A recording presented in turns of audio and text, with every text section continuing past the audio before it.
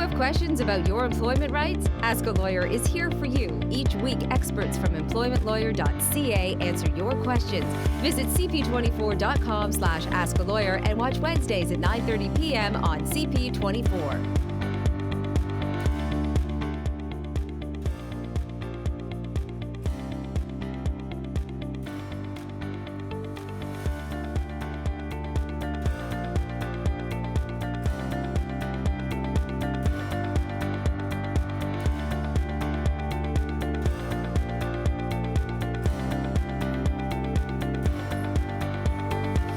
Well, hello again this week and welcome back to Ask a Lawyer here on CP24. Good to have you along for another edition of the show where we shatter the myths and misconceptions about employment law and workplace rights. That's how it works. John Scholes right here momentarily on your screen.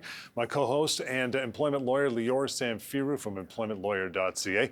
Tell you right off the top, you're always good to talk to Lior anytime. It doesn't matter. Pick up a phone and call him. You'll see that number 1-855-821-5900. Ask@EmploymentLawyer.ca is the email address. We'll give you other contact information throughout the half hour, and I'll make you aware of PocketEmploymentLawyer.ca. I know Lior uses that every show. Lots to cover, lots of ground on the show for this half hour, Lior. In fact, I quit.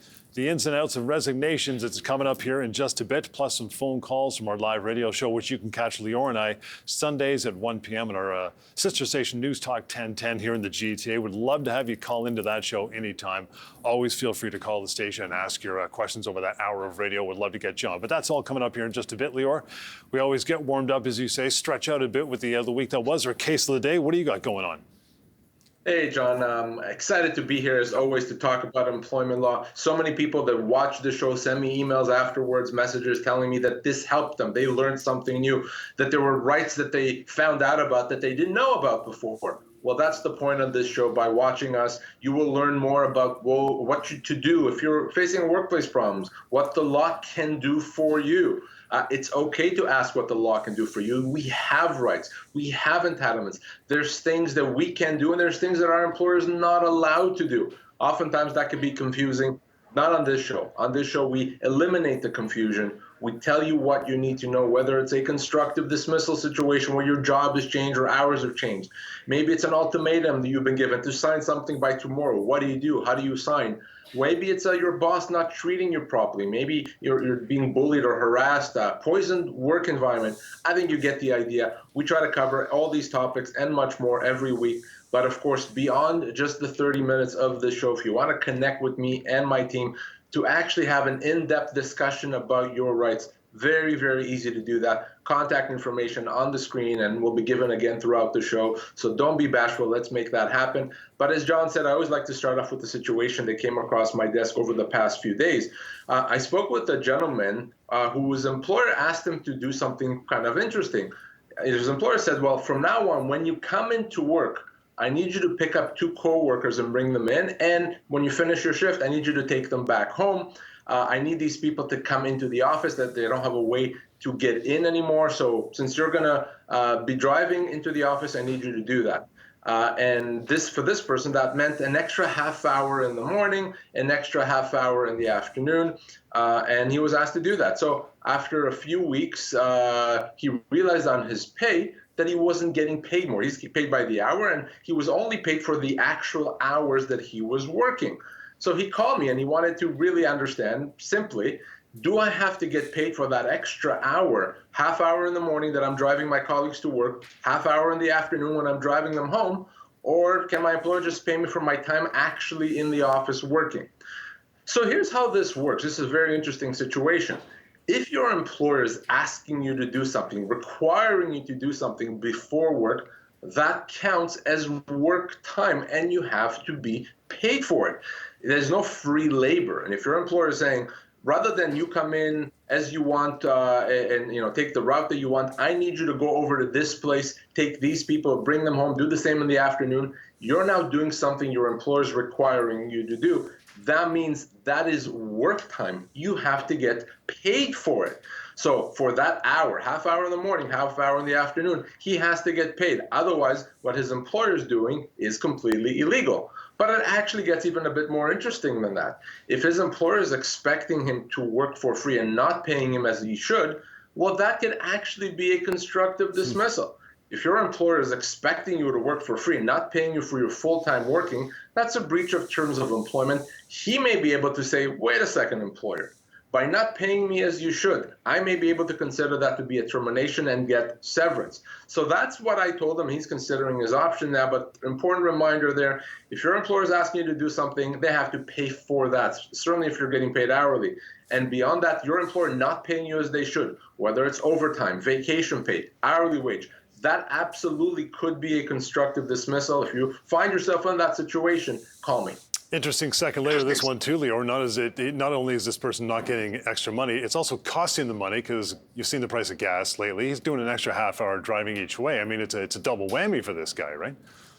Well, that brings another point, actually, which I didn't even address, which is he absolutely could have said, no, I'm not doing that, thanks, but no thanks.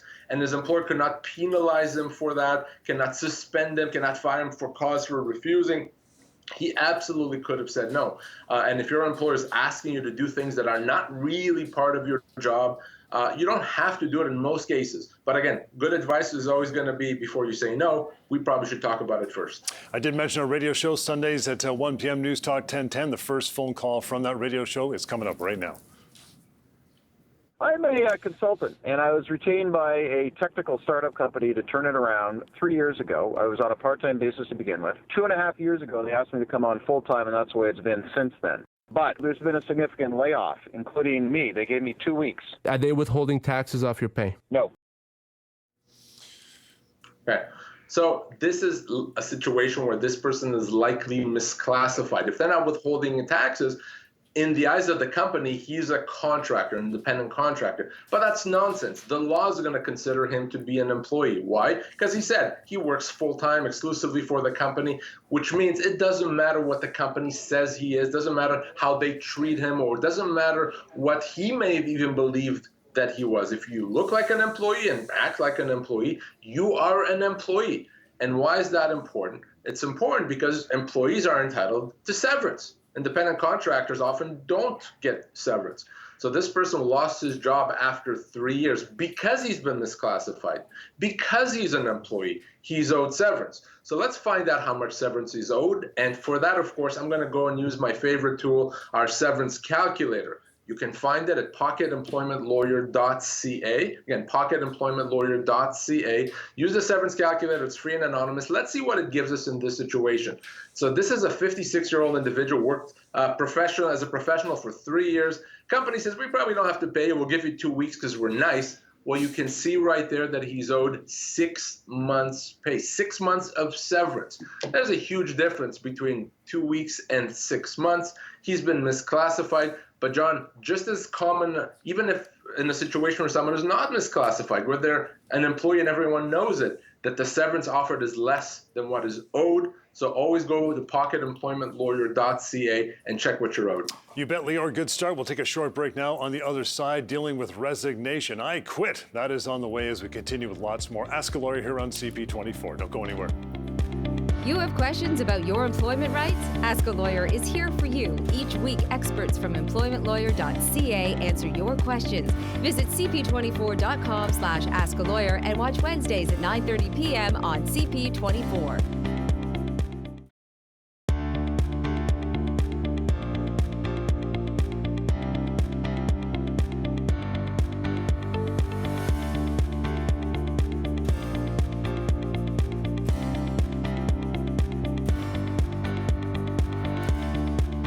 Welcome back. Thanks for sticking around through the break. Ask a Lawyer here on CP24. John Scholes and employment lawyer Lior Samfiru, always here every week answering your questions. You can reach out anytime as well. That phone number, 1-855-821-5900. Email is ask@employmentlawyer.ca, and you can scan that QR code on the right side of the screen anytime you like when it's up there. Okay, main topic for the day. Love this one, Lior. I quit. Dealing with resignations in the workplace. Going to throw these questions at you because these are common ones we get on the phone, email as well. First one, can I quit my job whenever I want, and do I have to give any advance notice? So first of all, yes, an employee can quit, can resign whenever the employee wants. There's absolutely no ability for the company to stop or to prevent an employee from resigning. You can't be locked into an office. The door can't be closed on you so that you don't quit. You can leave, you can quit, resign whenever you want. It's a question of how much notice you're required to give. So you have to give reasonable amount of notice. In most cases, if you have an employment agreement, your employment agreement is going to specify the amount of notice that you're required to give your employer: a week, 2 weeks, 3 weeks, etc. And if your employment agreement stipulates how much notice you're required to give, you should give that notice. If you don't have an employment agreement, or if your employment agreement does not outline how much notice you should be giving, well, the law says you should give a reasonable amount of notice. The amount of notice that the company can then use to find a replacement for you. Now, depending on your role, for most people, that's going to be anywhere from 2 to 4 weeks of notice. There are situations, if you're in a very senior role or in a very unique role that's going to be difficult to replace, and the company's going to be in trouble if you leave, that you may be required to give more notice, several weeks, even potentially several months. That is extremely rare, but that's possible. So if you're in a situation, especially if you're in a unique role and you're not sure how much notice to give, let's have a chat and figure that out together. But a good place to start is always your employment agreement. Leo, in a situation then when I resign or quit or even retire for that matter, do I get severance in that scenario? So generally speaking, severance is only paid if the company lets you go. So if you voluntarily and unilaterally decide, I'm quitting or I'm retiring, resigning, I'm not going to work here anymore, severance is not going to be owed. Your company doesn't have to pay you anything.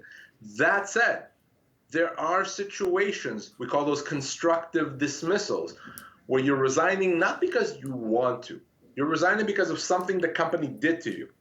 Maybe they changed your job. Maybe they changed your pay, reduced your pay, they demoted you. And because of that, you're resigning. Maybe you're mistreated. If you're resigning because of that negative action on the part of your employer, the law is going to consider that to be a termination, and severance is still going to have to be paid. So right now, there's no mandatory retirement. You can work as long as you want. If you choose to leave voluntarily, no severance. If you leave because of something the company did, that could be a constructive dismissal, but we need to talk first. We often hear that scenario, Leo, or someone just has a really bad week and Friday they just pull the plug, say, I can't quit, I'm done, I'm out of here, I quit. They stew it over the weekend and they go, ooh, you know what? That was a little sudden, maybe I can get my job back. Is it possible? So we call that the heat of the moment resignation. And yes, it does happen quite often, actually. I've seen it happen many times over the years that I've been doing this.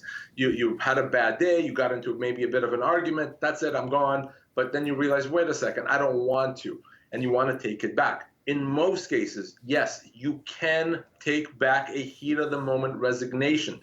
The key, though, is to do it quickly. If a month later you say, I want to take it back, that's too late. You can't. But if you do it quickly, same day, within a couple of days of that heat of the moment, and you tell your employer, I didn't mean to, it was a heat of the moment, I want to continue working, you can take it back. And at that point, if your employer doesn't allow you to take it back, they say, no, we don't care that you try to take it back right away. You said you resigned, so you're gone. That becomes a termination. And of course, it's a termination. If it's a termination, you're owed severance. The key, though, to take back a heat of the moment resignation, do it quickly. Let me ask you one more question, Leo, on this topic of resignation. If I'm being recruited, if I'm a competitor to go work for them, can my current employer stop me from resigning? So, first of all, your employer can never stop you from resigning. You can always resign. You can go work for whoever you want. It's a question of whether or not your employer can take legal action against you if you're breaching a non-compete. So if you signed an employment agreement that has a non-compete, it's possible that your old employer may try to enforce it. For most people, a non-compete is not enforceable for most people. It's simply not enforceable. So the courts are not going to enforce it. But that doesn't mean that your old employer is not going to try to enforce that. They're not going to take legal action against you if you work for a competitor, because they may want to send a message to their other employees. So if you're going to work for a competitor and you know you've signed a non-compete, you have to be careful. You should tell your new employer about that so they're aware. You may even want to talk to your old employer and tell them, listen, employer, I'm going to leave and work for this company. I'm not going to steal your clients. I'm not going to reveal your secrets. I'm going to keep confidentiality. But I don't want you to interfere with my ability to earn a living. So you have to always be careful with these non-competes, even if they're not enforceable. If you sign a non-compete and you're about to breach it, take a step back. Let's talk about it. Let's make sure that we do it in a way that minimizes the chances of you having to face legal action. All right, well done, pal. Nicely done. Thanks for all that information for that topic. I think we've got time before we break to slide in one more quick phone call from our radio show, and we'll get to that right now. I'm calling on behalf of a family member. She was working for a jewelry store several years. Every year they go on this trade show trip to Vegas, and this year she was allowed to go. She got back from the trip, and 2 weeks later she was late coming into work and she got fired. And he said that it was a performance issue. And I just feel like, do you take a person who you have performance issues with on an all-expenses-paid trip to Vegas and then let them go within 2 weeks? It just seemed like wrongful dismissal. Well, it would be a wrongful dismissal, absolutely, if she's not paid her full severance. Her employer can let her go even if there's not a good enough reason, even if they're really grasping at straws. They can do that so long as full severance is paid. The company doesn't have to have a good or justifiable reason so long as full severance is paid. Where it becomes a wrongful dismissal if the company tries to terminate for cause. In other words, you did something so bad, so terrible, that we're not going to pay you any severance. We're going to terminate you for cause. That's going to be extremely difficult to do, especially in a situation where clearly she was doing well. She was taken to Vegas on an all-expenses paid trip. So that's going to be very difficult. So what we don't know here is the company's paid severance. If severance is not paid, wrongful dismissal for sure. And even if the company is paying severance, chances are that they owe a lot more than what they're offering. That was phone call number 2 from the radio show. We got time for the third one on the other side of the break, so we'll do that as we continue with lots more of Ask a Lawyer right here on CP24. Stay with us.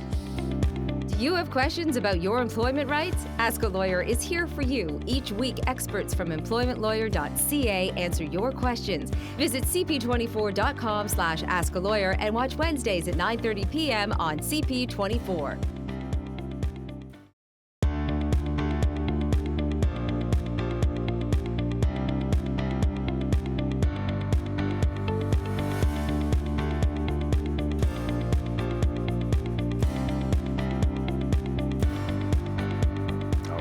Thank you so much for sticking around through the break. John Scholes here, Lior Samfiru as well, Employment Lawyer at EmploymentLawyer.ca.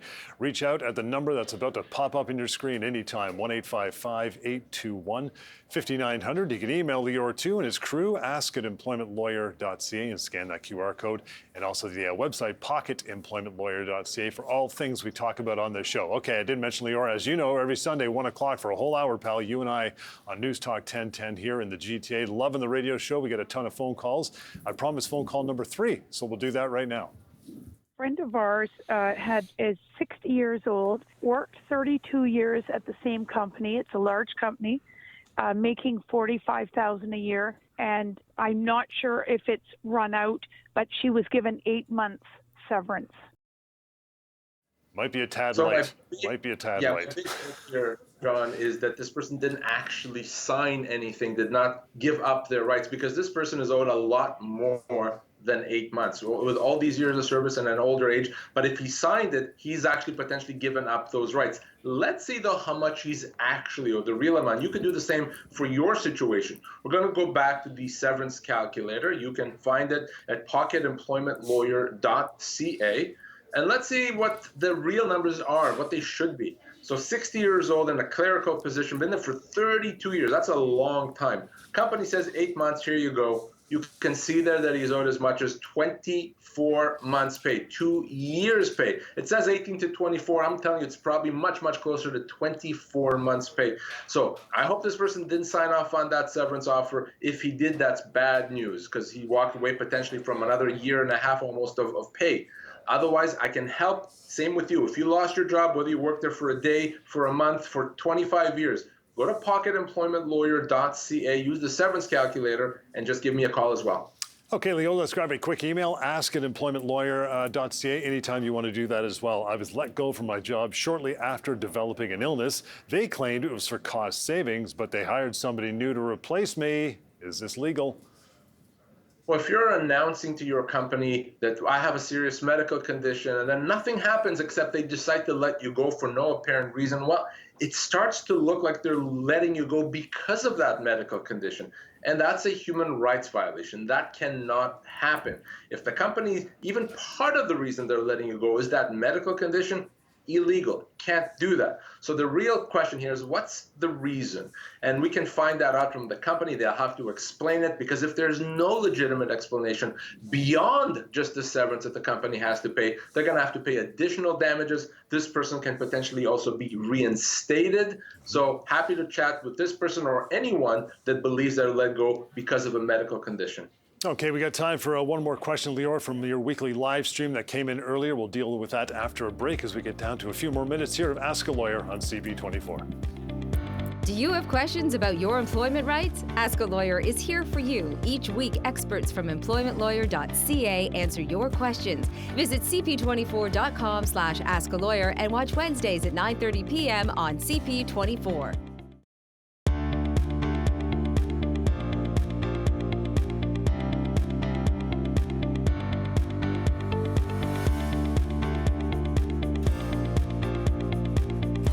Welcome back to Ask a Lawyer here at CP24. I mentioned before the break you can join Lior and his team on their live stream anytime on, during the week, Facebook. They do that on YouTube and LinkedIn as well, at stlawyers.ca to do so and ask a question.